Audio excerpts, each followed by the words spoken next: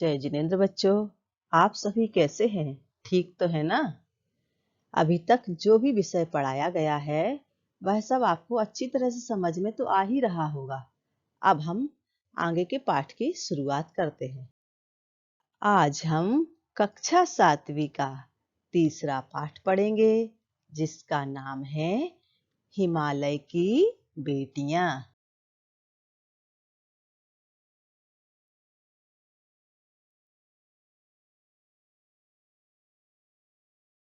इस पाठ के लेखक का नाम है महाकवि नागार्जुन।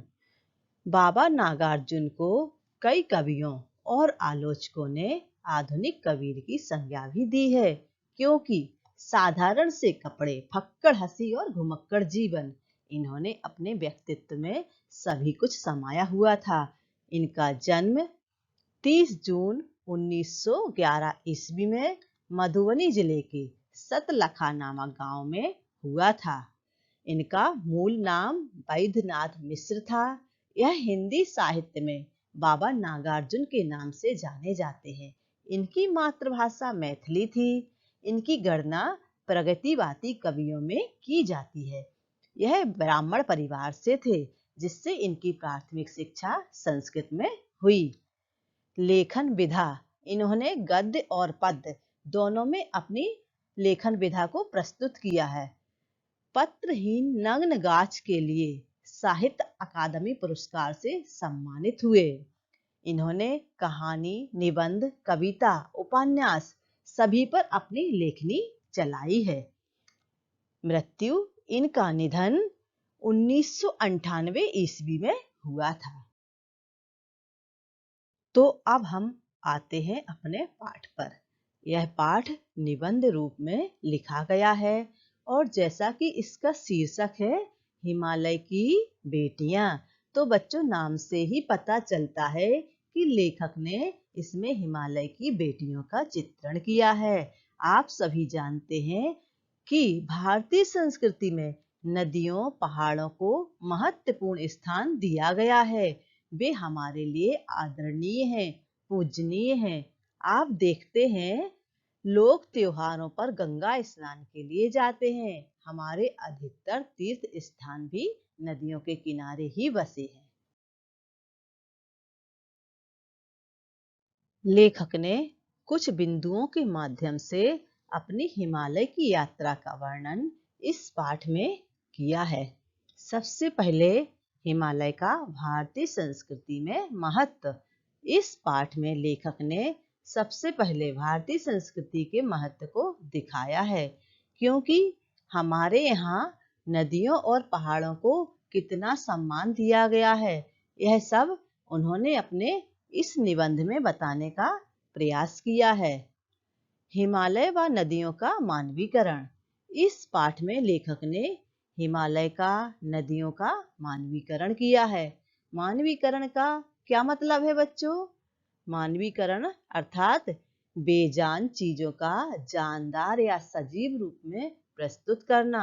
जैसा कि आप सभी जानते हैं कि नदियां, पहाड़ यह सभी निर्जीव हैं, लेकिन लेखक ने नदियों को बेटियों और हिमालय को उसका पिता कहा है, क्योंकि नदियों का उद्गम स्थल हिमालय ही है। इसलिए उन दोनों में पिता पुत्री का संबंध है। हिमालय को पिता व नदियों को ममतामयी रूपों में देखना। लेखक ने हिमालय की यात्रा करते हुए नदियों को अनेक रूपों में देखा है, उसकी अनेक रूपों में कल्पना की है, लेकिन विशेष रूप से उन्होंने पुत्रियों के रूप में इस पाठ में उनका वर्णन किया है। लेखक द्वारा हिमालय की यात्रा का वर्णन। उनका कहना है कि किस प्रकार नदियां छोटी सी पतली सी धारा में निकलकर मैदान में विशाल रूप धारण कर लेती हैं। इन सब चीजों का और इनके अतिरिक्त हिमालय की घाटियों में, तराई क्षेत्रों में जो वन जंगल पाए जाते हैं, उनका वर्णन लेखक ने इस पाठ के अंतर्गत किया है। अभी तक मैंने उन्हें दूर से देखा था। बड़ी गंभीर, शांत, अपने आप में खोई हुई लगती थी। संभ्रांत महिला की भांति वे प्रतीत होती थीं। उनके प्रति मेरे दिल में आदर और श्रद्धा के भाव थे। माँ और दादी, मौसी और मामी की गोद की तरह उनकी धारा में डुबकियां लगाया करता। इस गद्यांश में लेखक ने कहा, अभी तक मैंने उन्हें दूर से देखा था, अर्थात उनका उद्गम यानी जहां से वो निकली हैं उस स्थान को नहीं देखा था।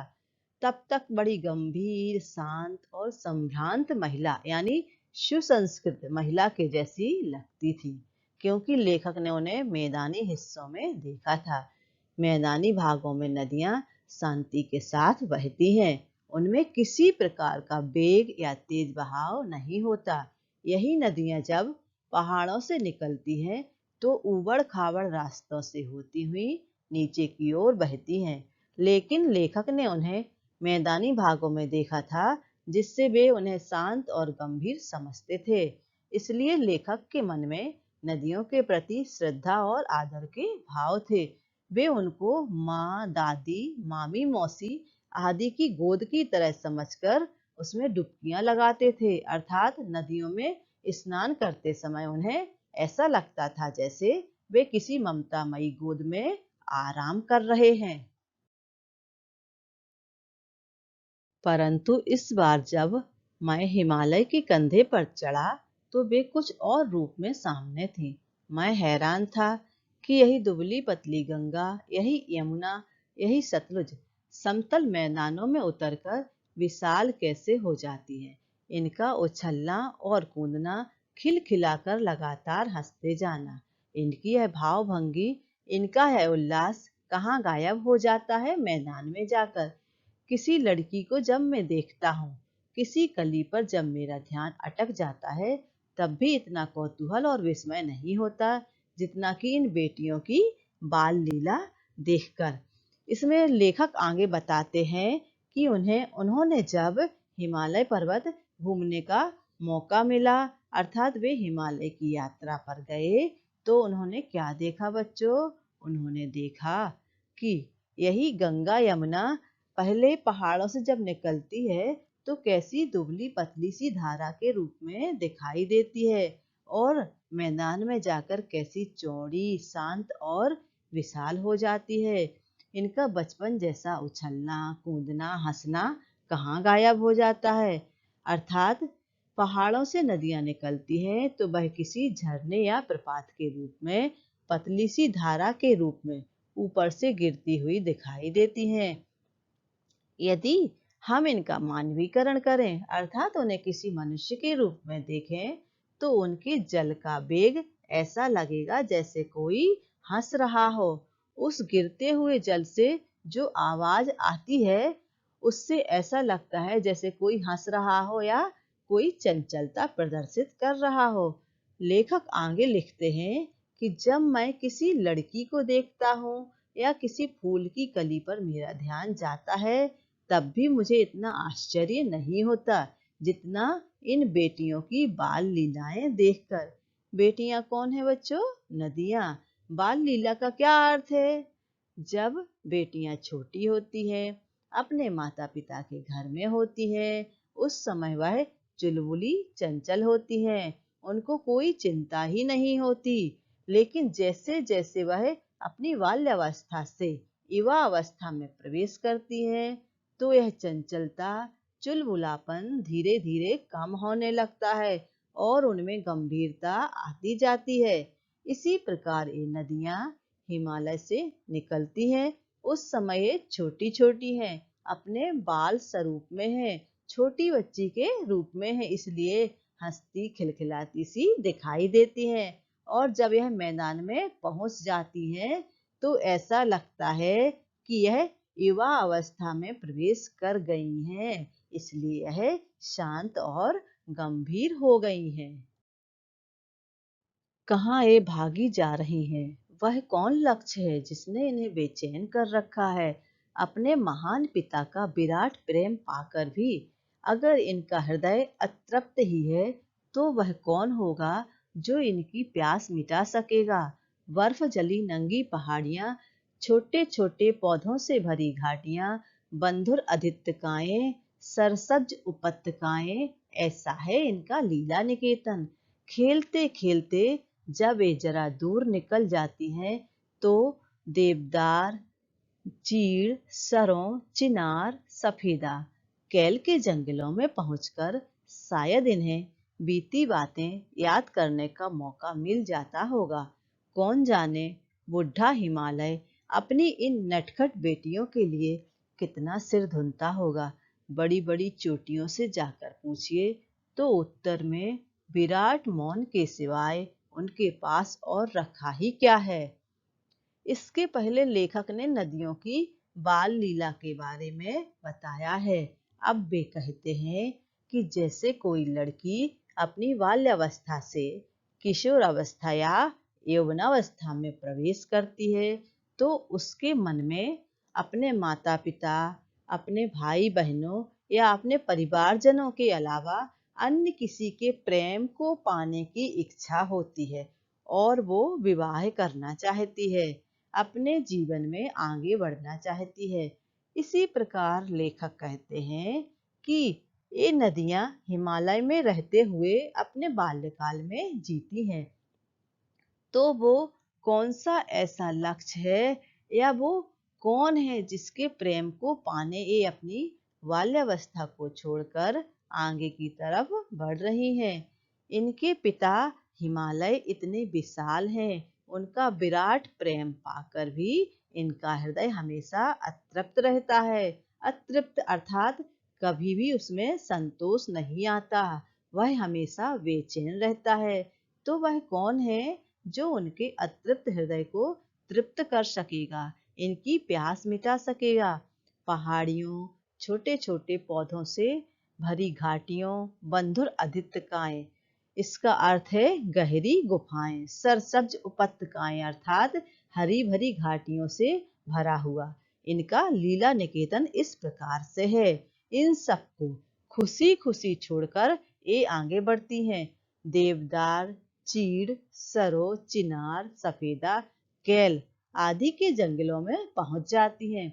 तब शायद इन्हें अपनी बीती बातें, अपना बचपन अवश्य याद आता होगा, जैसे घर के बड़े लोग अपनी संतान की फिक्र करते हैं। उसी तरह हिमालय भी अपनी बेटियों की चिंता करता होगा। उससे कोई जाकर पूछे तो उनके पास मौन के अलावा कोई उत्तर ही नहीं है।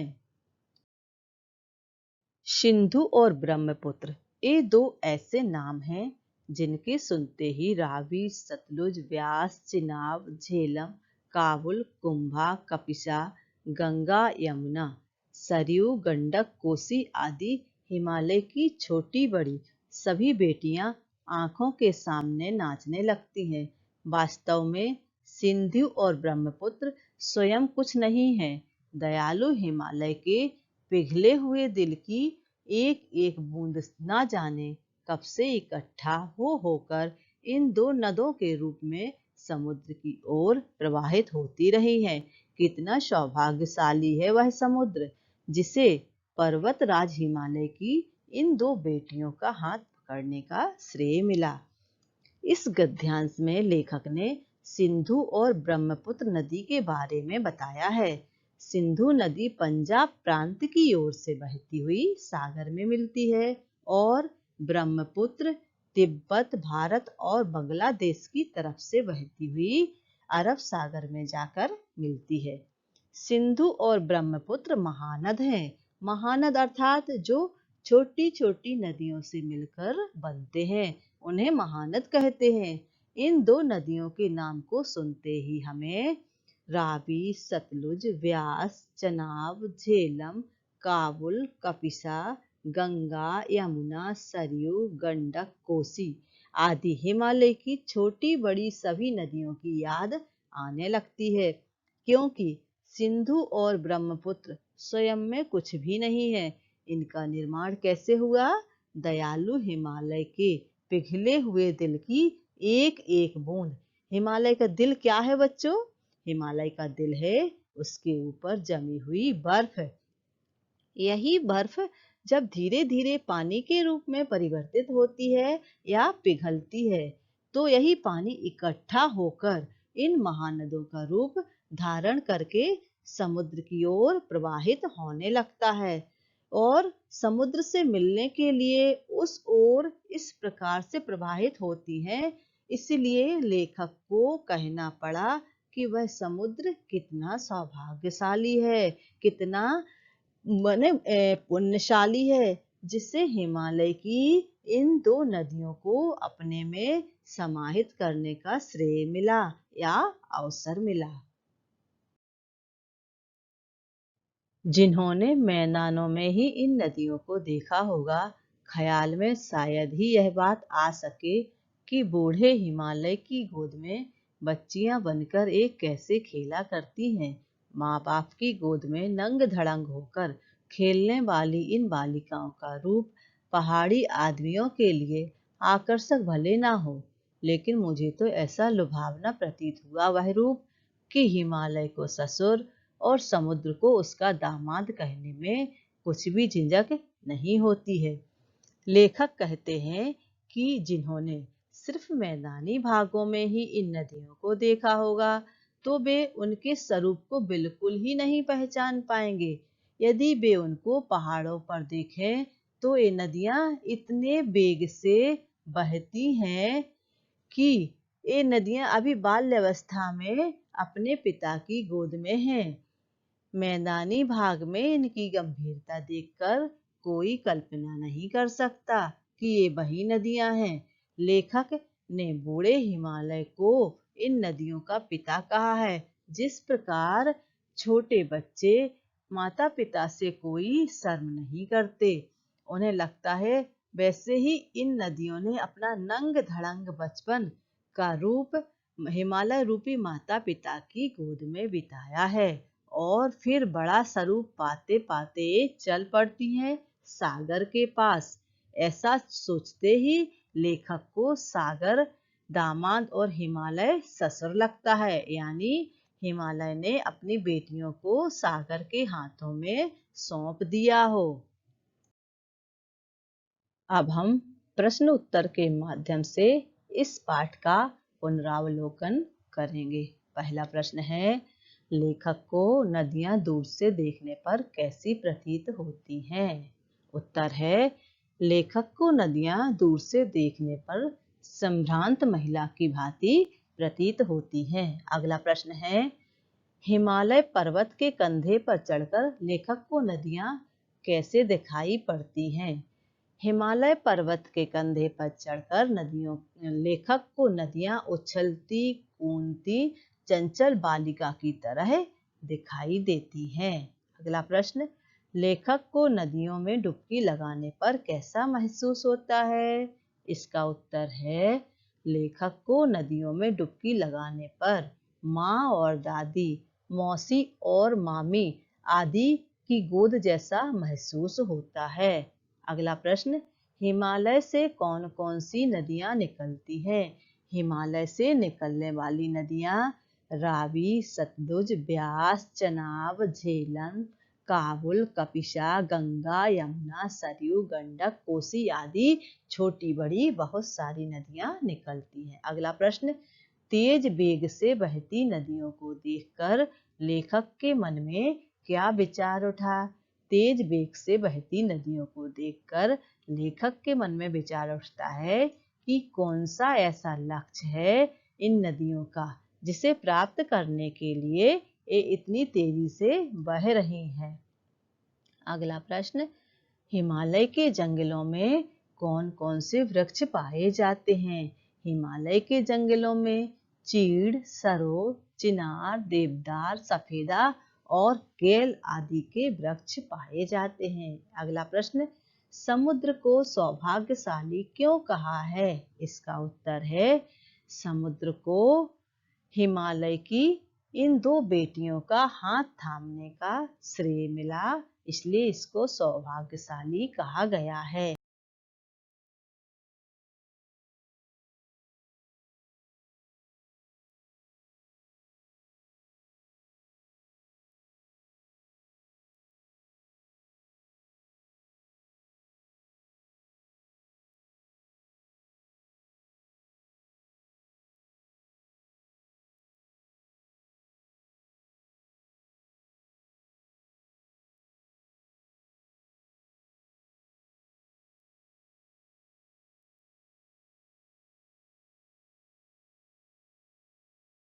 बच्चों, आज के लिए इतना ही पर्याप्त है। इसका आगे का भाग हम अगली कक्षा में पढ़ेंगे। तब तक के लिए सभी को जय जिनेंद्र। धन्यवाद।